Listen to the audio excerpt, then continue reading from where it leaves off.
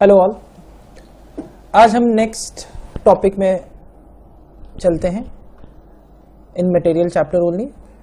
अभी तक हमने valuation of material receipts cover कर लिया है, इन्वेंट्री कंट्रोल ईओक्यू मॉडल भी कवर कर लिए हैं, स्टॉक आउट भी हो चुका है, जेआईटी एंड एबीसी एनालिसिस भी हो चुका है। आज हम रेशियो एनालिसिस कवर करने जा रहे हैं। बहुत ही छोटा सा टॉपिक है ये रेशियो एनालिसिस, इसे भी हम जल्द से जल्द समाप्त करने का कोशिश करते हैं। जैसा कि आप सब जानते हैं कि ऑलरेडी ये सारे के सारे टॉपिक्स हमने कवर कर लिया है। सो प्लीज आप सब मेरे प्रीवियस वीडियोस एंड लेक्चर्स जरूर देखिए and after that do start this ratio analysis. So without wasting any more time, let's start with ratio analysis. Now under ratio analysis there are two kinds of ratio. One is input output ratio and the other one is inventory turnover ratio. Sir input output ratio क्या है sir? इसमें देखिए मैंने आप लोग को पहले से यहाँ पर एक नोट डाल के रखा है, link with standard costing. Input output का ये जो मेथड है ना, ये जो रेशियो है, ये हमें बहुत ज्यादा काम आने वाला है आगे चल के, because in process costing also हम देखेंगे कि there is a input output mixing, input output का भी हम लोग वहां पर भी बात करेंगे। स्टैंडर्ड कॉस्टिंग में भी हम इनपुट आउटपुट को लेकर डिस्कशन करेंगे। Because I have not yet started standard costing, so अभी हम उस पर डिटेल में नहीं जा रहे हैं, बट स्टैंडर्ड कॉस्टिंग में हम एक टॉपिक स्टार्ट करेंगे जिसका नाम होगा मटेरियल यूसेज वेरिएंस। ठीक है, इसमें ये जो टर्म है यूसेज, यूसेज का मतलब होता है कंजम्पशन। ठीक है, इसे हम कंपेयर करेंगे। एक्चुअली कंपेयर करेंगे मतलब हम अपने स्टैंडर्ड को एक्चुअल से कंपेयर करेंगे, और जब हम कंपेयर करेंगे स्टैंडर्ड को एक्चुअल से, तो जो भी मेरा रिजल्ट आएगा या तो वो आएगा फेवरेबल या वो आएगा एडवर्स, जिसे हम वेरिएंस बोलेंगे। क्या बोलेंगे sir? Variance. So what do you mean by standard, what do you mean by actual, ये सारी चीज हम डिस्कस करेंगे in standard costing chapter. But for the time being input output ratio में आप सबको ये चीज ध्यान देना है कि सर ये टॉपिक हम डिटेल्ड में कवर करेंगे in standard costing, but today we are just going to cover the theory part because it is there in the material chapter. ठीक है, क्या है अब हम लोग इसको रीड करते हैं। Inventory control can also be exercised by the use of input output ratio. ध्यान रहे, इनपुट को हम यहां बोलेंगे रॉ मटेरियल, आउटपुट को हम यहां बोलेंगे finish goods. Analysis, input output ratio is the ratio of the quantity, underline कीजिए, is the ratio of the quantity of input material to production and the standard material content to the actual product। ठीक है, actually होता क्या है ना, मैं आप सबको ये बता देना चाह रहा हूं, ध्यान से सुनिए। सपोज कीजिए मुझे फिनिश गुड्स बनाना है, मैं बोला मुझे फिनिश गुड्स प्रोड्यूस करना है 1000 quantity. Now this is my output, this is my output. Now as per the company there is certain standards which will be set। ठीक है, फॉर एग्जाम्पल कंपनी ये बोल रहा है कि there are two kind of material, material A and material B, and both this raw material required to produce the finish goods. ठीक है, and as per the company standard raw material A requirement is around 2000 quantity and raw material B requirement is around 1000 quantity। ये as per company standard है। Company का standard ये है कि sir 1000 quantity को produce करने के लिए, यानी कि आउटपुट प्रोड्यूस करने के लिए जो मेरा इनपुट का जो रिक्वायरमेंट है वो है मेरा 3000, और this is standard.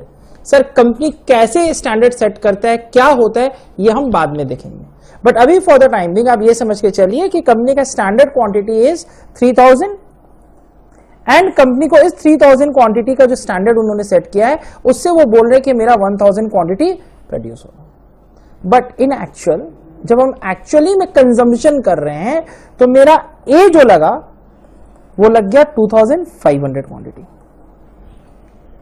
And B जो लगा बी लगा 800 quantity and we have produced 1000 units. We have produced 1000 units.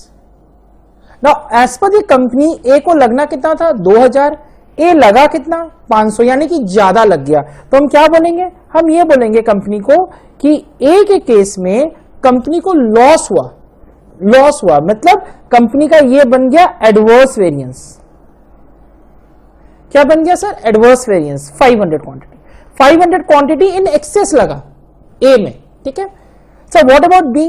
तो sir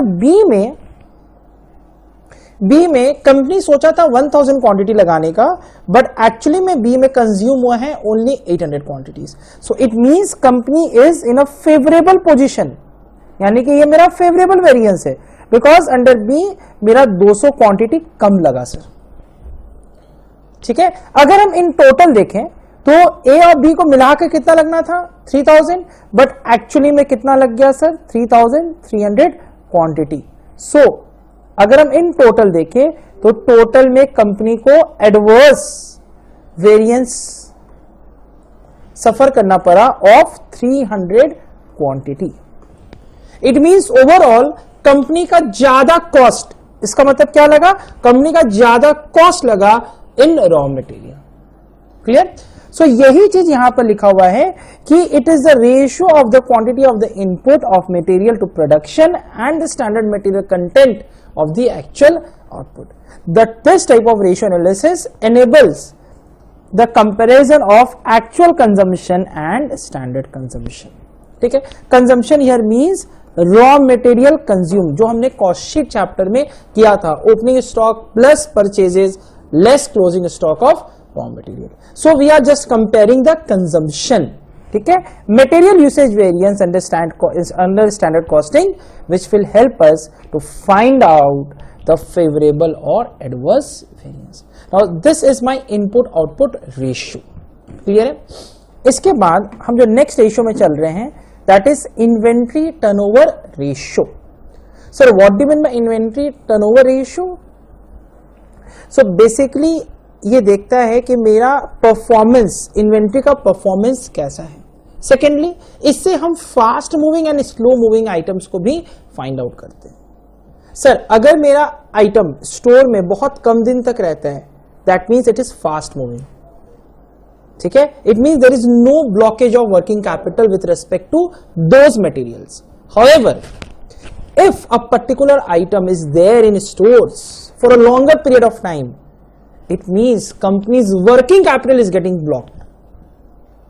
So basically inventory turnover ratio is the performance of your store, is the performance of the inventory, is to find out the fast moving and the slow moving of items. Clear? So what is the theory of this? So computation of inventory turnover ratios provides a useful guidance of measuring inventory performance. Now high inventory turnover ratio indicates that the material is in question is a fast moving one. What does it mean? It means those materials is very fast moving.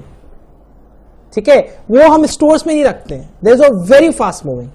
The requirement of those material is very fast. However, low turnover indicates over investment and locking up of the working capital in inventories. ठीक है, now what is the formula of inventory turnover ratio? The inventory turnover ratio का जो formula है, that is cost of raw material consumed. It is raw material consumed divided by cost of average stock held. Now average stock का मतलब क्या है? Average stock का मतलब है opening plus closing divided by 2. Raw material consume का formula क्या है sir? Opening stock plus purchase of raw material minus closing stock. Clear? So as said earlier, fast and slow moving items किस basis पे निकलता है? Inventory turnover के basis पे। ठीक है, so on the basis of the average number of days of inventory holding, we define fast and slow moving items. Average number of days of the inventory holding equals to 360 days by 12 months divided by the inventory turnover ratio. तो जो ratio हमने ऊपर निकाला that is in times, ये हमारा answer आएगा in times में. उसको हम जब डिवाइड करेंगे by 360 और 12 months तो हमें पता चलेगा कि वो कितना फास्ट मूविंग है, या फास्ट मूविंग होगा या वो स्लो मूविंग होगा. So fast moving basically means that the inventory holding period is less, that is it does not block the working capital. Slow moving it basically means that the inventory holding period is more, that is it blocks the working capital of the firm. ठीक है. सो यही दो kinds of ratios हैं. One is input output ratio जिसका theory हमने अभी देखा है, practical will be covered in standard costing, and in fact हम बहुत डिटेल में इस टॉपिक को कवर करेंगे in standard costing. Inventory turnover ratio हमने देखा है. The formula of inventory turnover is cost of material consume divided by the average stock. After finding out inventory turnover ratio हम ये चीज चेक करते हैं कि वो इन्वेंट्री मेरा फास्ट मूविंग है या स्लो मूविंग है. उसका फॉर्मूला क्या है? तो उसका फॉर्मूला है 360 डेज और 12 months divided by inventory turnover ratio. ठीक है. In the next lecture we are going to solve 2 sums based on inventory turnover ratio. So do watch this video before watching the second video. With this, I am going to end this lecture. Thank you so much for watching this video, and do like us, do subscribe our YouTube channel. Thank you.